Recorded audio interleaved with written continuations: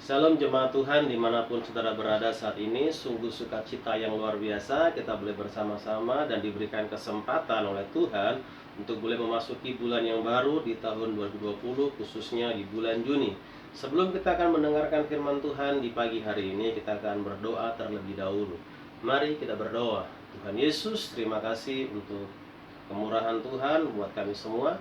Saat ini kami akan mendengarkan kebenaran firman Tuhan. Tuhan berbicara kepada kami agar setiap kami mengerti rencana Tuhan, dan biarlah hati kami seperti tanah yang subur yang siap ditaburi oleh kebenaran firman Tuhan. Di dalam nama Tuhan Yesus kami sudah berdoa dan mengucap syukur. Haleluya, amin. Ya saudara, di hari Pentakosta kemarin kita telah belajar bersama-sama tentang tema besar di sepanjang bulan Juni, yaitu Roh Kudus. Dan kemarin kita belajar tentang yang namanya Parakletos, di mana Parakletos ini punya arti. Yang pertama adalah penghibur, yang kedua adalah penolong, dan yang ketiga adalah perantara. Kita lihat itu dalam Yohanes pasal yang ke-14. Dan di minggu ini saudara, kita mau belajar lebih lagi atau seri kelanjutannya di dalam Yohanes pasal 16 ayat 4 sampai dengan 15 tentang bagian yang kedua, yaitu penghibur. Kita akan belajar bersama-sama tentang pekerjaan penghibur. Saudara, saya akan membagi ke dalam 3 bagian, dan untuk memudahkan kita, saya menggunakan kata 3M. Ini bukan artinya 3 miliar, tapi agar lebih memudahkan kita untuk mengingat khotbah yang kita dengarkan di hari ini. M yang pertama saudara adalah menginsafkan dunia akan dosa. Kalau kita melihat atau membaca di dalam Yohanes 16 ayat yang ke-8, saya akan bacakan buat kita semua. Dan kalau ia datang, ia akan menginsafkan dunia akan dosa, kebenaran, dan penghakiman. Jadi tugas Parakletos atau pekerjaan penghibur yang pertama adalah dia menginsafkan dunia ini akan dosa.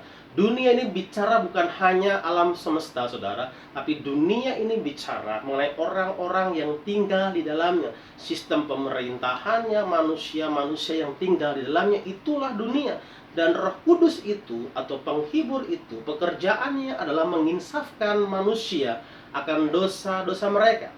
Kata menginsafkan sendiri, ketika saya melihat dalam terjemahan lain saudara, itu menggunakan kata yang lebih dalam lagi, yaitu membuktikan, menyadarkan, bahkan menelanjangi. Maksudnya apa? Kadang-kadang manusia tidak mengerti apa yang dia lakukan, bahwa itu sesuatu yang dosa, itu sesuatu yang di luar kehendak Tuhan. Saudara, perlu kita pahami bahwa ketika manusia jatuh ke dalam dosa, maka dunia ini mewarisi semua dosa itu. Dan manusia kecenderungannya adalah melakukan perbuatan dosa. Tapi kadang-kadang ketika manusia melakukan dosa, mereka tidak sadar bahwa apa yang mereka lakukan itu adalah dosa. Tapi sebenarnya saudara, Roh Kudus telah bekerja untuk mengingatkan kita melalui hati nurani kita. Tapi seringkali juga kita tidak mendengarkan hati nurani kita. Ketika kita berbuat dosa, sebenarnya hati nurani itu sudah bicara bahwa itu sesuatu yang salah.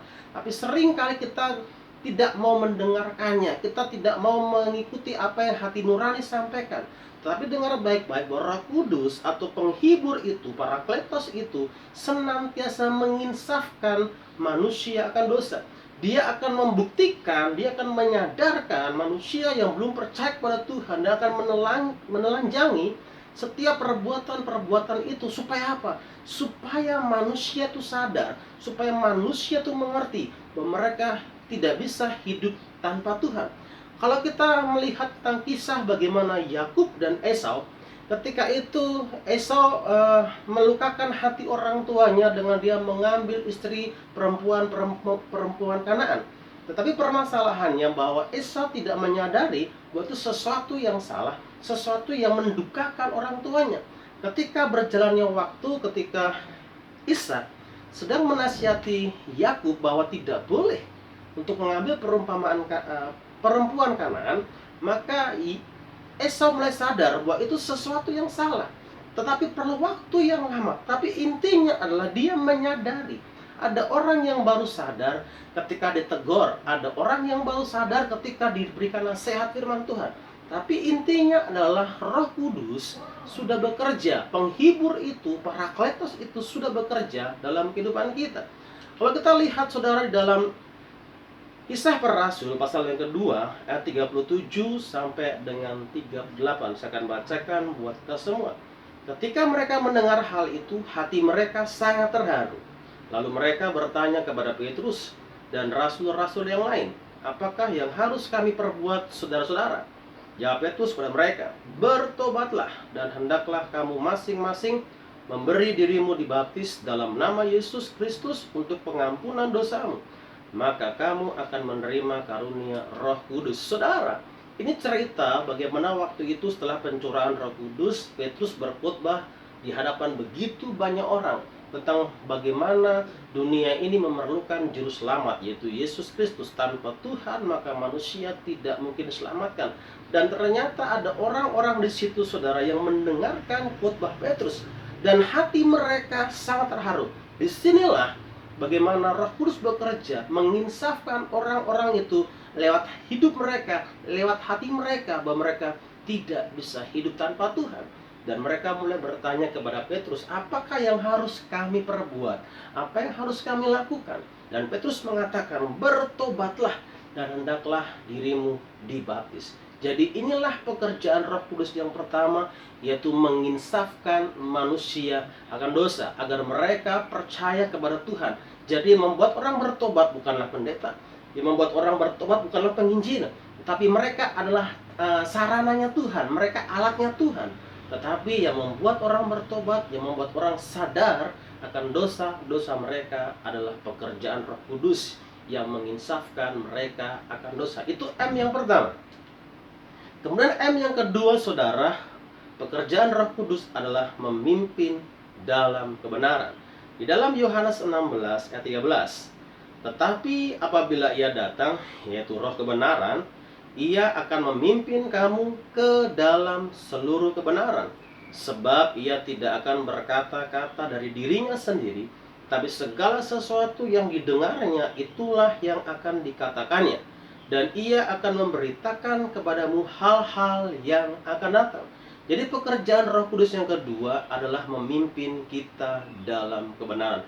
Kalau kita melihat perbandingannya dalam Yohanes pasal yang ke-14, ingat saudara, ini adalah bagaimana cerita yang berkesinambungan antara pasal 14 dan juga pasal 16. Ketika Yesus menjanjikan penghibur, ketika Dia mau naik ke surga, Dia mau disalibkan, dia bangkit dan Dia naik ke surga, maka Dia sudah menjanjikan seorang penghibur, Parakletos, itu yang akan memimpin kita dalam kebenaran.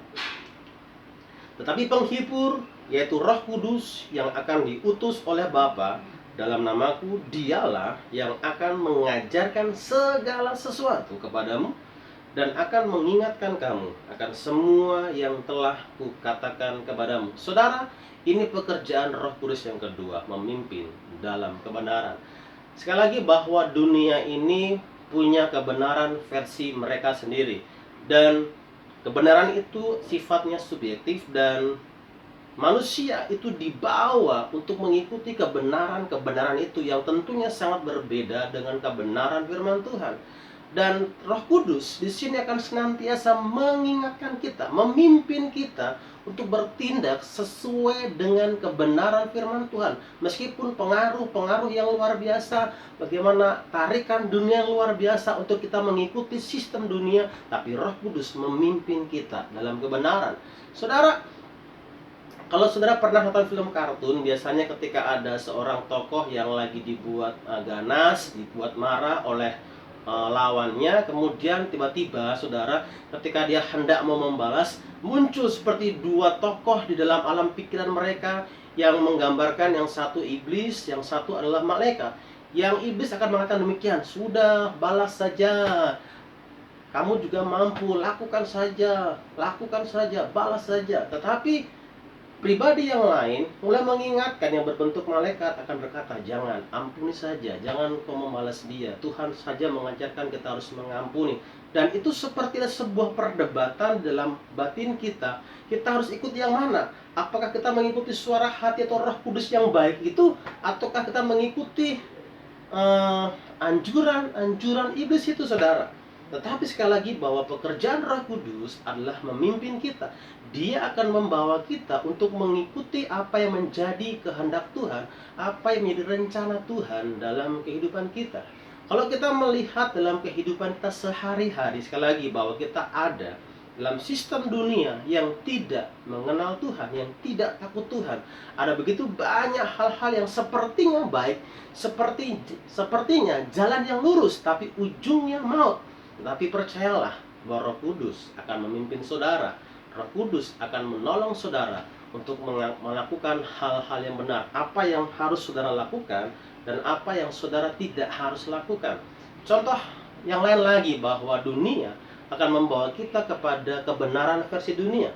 Di dunia ini dikenal dengan dua nama, namanya bohong putih dan bohong hitam. Maksudnya apa? Ketika suatu kebohongan itu dengan tujuan yang baik, maka itu dibenarkan. Dan sebenarnya menurut firman Tuhan, bohong adalah bohong. Tidak ada bohong putih ataupun bohong yang tujuannya baik. Bohong adalah dosa. Dan bohong itu adalah iblis, saudara. Artinya apa? Bahwa dunia mengajarkan yang sepertinya itu baik, tapi firman Tuhan dengan jelas mengajarkan bohong adalah dosa. Dan Tuhan akan memampukan kita, Roh Kudus akan memimpin kita untuk kita tidak melakukan yang namanya kebohongan itu. Atau mungkin juga ketika saudara lagi bekerja, ada tarikan-tarikan dunia, atau ada suatu pekerjaan yang mengharuskan saudara melakukan tindakan yang tidak sesuai dengan benar firman Tuhan, mungkin manipulasi tentang laporan, atau mungkin mencontek, atau lain sebagainya. Ingat baik-baik bahwa Roh Kudus akan terus berbicara kepada saudara, akan memimpin saudara kepada jalan yang benar. Dan Dia akan terus mengingatkan segala sesuatu yang kita dengarkan atau firman Tuhan yang kita baca. Tuhan, Roh Kudus akan senantiasa mengingatkan kembali. Agar apa? Agar kita selalu berjalan bersama Tuhan. Tuhan memimpin kita kepada jalan yang benar. Itu hal yang kedua tentang pekerjaan Roh Kudus dalam kehidupan kita. Kemudian saudara, yang ketiga, M yang ketiga adalah menyampaikan hal-hal yang akan datang. Kita kembali lagi dalam Yohanes pasal 16 ayat 13. Kita akan memfokuskan di bagian yang paling terakhir. Tetapi apabila Ia datang, yaitu Roh kebenaran, Ia akan memimpin kamu ke dalam seluruh kebenaran.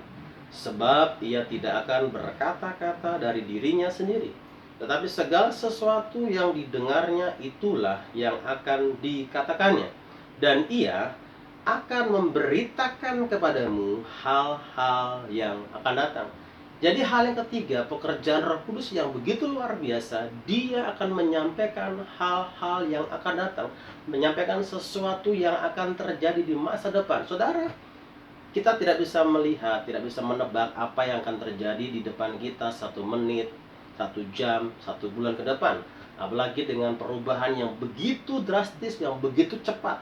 Di zaman kita masih kanak-kanak, ketika kita ditanya mau jadi apa, mungkin jawaban kita mengatakan mau jadi tentara, jadi polisi, dokter, dan lain sebagainya. Tapi anak-anak zaman sekarang ketika ditanya tentang apa impian mereka, mungkin akan berbeda. Mereka mengatakan bahwa ingin jadi YouTuber kah, konten kreator kah, gamer lah, dan lain sebagainya. Itu sebuah pekerjaan yang sebelumnya tidak pernah ada, tapi sekarang menjadi ada. Artinya bahwa dunia sedang berubah dengan begitu cepat sekali. Tetapi saudara, Roh Kudus akan senantiasa memberitahukan akan sesuatu yang terjadi di depan sana. Roh Kudus akan menyampaikan sesuatu yang akan terjadi di masa yang akan datang. Saudara, beberapa kali saya mengalami bagaimana Tuhan menolong saya untuk memampukan saya untuk mengetahui apa yang terjadi di masa yang akan datang. Beberapa kali ketika Tuhan percayakan saya untuk menyampaikan firman Tuhan, Tuhan sudah bicara kepada saya tentang apa yang harus saya sampaikan, kebutuhan apa yang dialami oleh orang-orang yang mengundang itu. Dan betul saudara, ketika saya menyampaikan apa yang Roh Kudus bicara, itu sesuatu yang tepat. Artinya apa? Bahwa Roh Kudus menyampaikan sesuatu yang terjadi di depan. Kalau kita melihat tentang kisah Yusuf, bagaimana Yusuf adalah orang yang penuh dengan Roh Allah. Dalam perjanjian lama, Roh Kudus dikatakan Roh Allah. Artinya bahwa Roh Kudus sebenarnya sudah berjalan, sudah bekerja sejak dari perjanjian lama. Dan Yusuf adalah orang yang penuh dengan Roh Allah. Dan ketika orang yang penuh dengan roh Allah ini, apa yang terjadi? Maka Tuhan memberikan sesuatu yang terjadi di depan. Bahkan 14 tahun yang ke depan Tuhan sudah bicara kepada Yusuf. Tuhan sampaikan akan ada masa 7 tahun kelimpahan, ada 7 tahun kelaparan. Bahkan bukan hanya menyampaikan apa yang akan terjadi, tapi Roh Kudus juga memberikan sebuah hikmat kepada Yusuf untuk apa yang harus dilakukan di masa yang akan datang. Yusuf harus mengelola 7 tahun kelimpahan. Bahkan Yusuf juga harus mengelola 7 tahun kelaparan. Bukankah itu sesuatu hal yang luar biasa? Artinya apa? Jangan pernah khawatir, jangan pernah takut akan sesuatu yang terjadi di depan, karena Roh Kudus akan senantiasa memberitahukan, menyampaikan hal-hal yang akan datang. Dalam Mazmur 25 ayat 14, Tuhan bergaul karib dengan orang yang takut akan Dia, dan perjanjiannya diberitahukan kepada mereka. Saudara, ketika orang dekat dengan seseorang, maka dia akan menyampaikan segala sesuatu tentang berkat-berkat atau sesuatu yang baik kepada sahabatnya. Tidak mungkin dia akan bercerita tentang bagaimana peluang bisnis, tentang bagaimana masa depan kepada orang yang tidak dekat dengan dia. Dia akan menceritakan hanya kepada orang-orang khusus. Contoh saja, ketika saya punya berkat yang berkelebihan, saya ingin makan-makan di rumah, saya ingin bakar-bakar di rumah, maka pasti saya akan memanggil sahabat-sahabat saya untuk datang ke rumah, untuk mungkin bakar-bakar di rumah kah, atau mungkin bikin papeda di rumah kah. Kenapa? Karena itu orang-orang terdekat dalam kehidupan saya. Bahkan ketika saya punya uang yang berlebih juga, saya akan memberikan berkat itu kepada teman-teman saya. Maksudnya apa, saudara? Tuhan bergaul karib dengan orang yang takut akan Dia, dan Dia akan memberikan perjanjiannya, memberitahukan kepada orang-orang yang dekat kepada Dia. Untuk itu, saudara, kita bersyukur kita punya Parakletos, kita punya penghibur yang senantiasa memberitahukan segala perjanjiannya, segala berkat-berkatnya, segala anugerahnya, segala kasih karunia-Nya ke dalam kehidupan kita. Untuk itu jangan pernah ragu akan sesuatu yang terjadi di depan, karena Roh Kudus akan senantiasa mengingatkan kita, menyampaikan sesuatu yang terjadi di depan. Itulah hal yang luar biasa. Kita boleh belajar tentang pribadi Allah yang ketiga, yaitu pribadi Roh Kudus. Dia akan senantiasa, saudara, menginsafkan dunia akan dosa. Yang kedua, dia akan memimpin pada kebenaran. Dan yang ketiga, dia akan menyampaikan hal-hal yang akan datang. Mari kita berdoa. Tuhan Yesus, terima kasih untuk pagi hari ini. Kami sungguh bersyukur untuk kasih dan anugerah Tuhan yang luar biasa. Kami diingatkan kembali bahwa kami punya Roh Kudus, kami punya penghibur, kami punya Parakletos itu yang senantiasa menginsafkan dunia ini akan dosa. Bahkan Parakletos itu akan menolong kami, memimpin kami untuk apa yang harus kami ambil, apa yang harus kami putuskan, apa yang harus kami lakukan dalam kehidupan kami sehari-hari, baik dalam pekerjaan, pendidikan kami, dalam lingkungan kami, bahkan dalam pelayanan kami tahu apa yang harus kami ambil. Bahkan kami bersyukur kami punya Allah yang begitu peduli, Roh Kudus yang senantiasa menyampaikan sesuatu yang terjadi di depan. Di dalam nama Tuhan Yesus, teruslah bekerja dalam kehidupan kami. Kami sudah berdoa dan mengucap syukur. Haleluya. Amin. Terima kasih, saudara. Tuhan Yesus memberkati.